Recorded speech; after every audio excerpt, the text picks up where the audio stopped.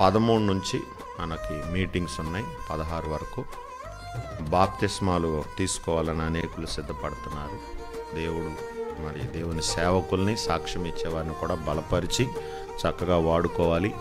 మరి వాతావరణ మార్పులు మీరు గమనిస్తూనే ఉన్నారు. అతి చలి, అతి వేడి, అతి వర్షాలు ఇలాగా ఉన్నట్లే చలి కూడా విపరీతంగా మరి ఉండకుండా దయచేసి ప్రార్థించండి. అందరి ఆరోగ్యాల కొరకు, ముఖ్యంగా సేవకుల ప్రయాణాలు, ఆ మీటింగ్ దినాల్లో ఇసుక ర్యాంపులు మళ్ళీ మొదలైనవి కాబట్టి ఈ లారీలతో ఏ ప్రమాదాలు లేకుండా దయచేసి ప్రార్థించండి. ఎందుకంటే ఒకసారి మెడ్రాస్ మీటింగ్కి వెళుతూ కొంతమంది విశ్వాసులు ఏం చేశారంటే సిమెంటు లోడు లారీ ఎక్కారు. తక్కువ డబ్బులతో వెళ్తారని మెడ్రాస్ చెన్నై హైవేలో మెడ్రాస్లో మీటింగ్స్కి వెళ్ళటానికి సిమెంట్ లోడుతో వెళుతున్న లారీని ఎక్కారు. డ్రైవర్ నిద్రమత్తు వల్ల అది బోల్తా కొట్టింది, విశ్వాసులు కూడా చనిపోయారు.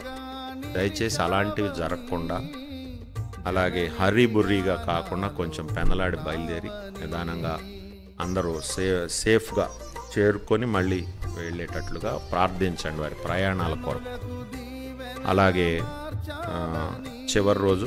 చివరి రోజు లేదా ముందు రోజు బాప్తిస్మాలు ఇస్తాం, వాటి కొరకు కూడా అనేకులు సిద్ధపడినట్లు ప్రార్థించండి. అలాగే మీటింగ్స్ ముఖ్యంగా ప్రతిసారి చెప్తున్నాను, అన్యజనుల కొరకేనండి. నూతన ఆత్మలు వచ్చేలాగా లేదా వాక్యం బయటికి వెళ్ళేలాగా ప్రార్థించండి. ఆత్మలు రక్షించబడకపోతే మనం చర్చిలో చెప్పుకుంటున్న మనుషులకే మళ్ళీ మీటింగ్స్ పెట్టి చెప్పేది ఏముంటుందో చెప్పండి. కాబట్టి ప్రియులారా, దయచేసి మీరు ఉంటారు అక్కడ, మీకే కాకుండా అన్యులకు కూడా చేరాలి. కొత్త ఆత్మలు సంఘంలో చేర్చబడాలి.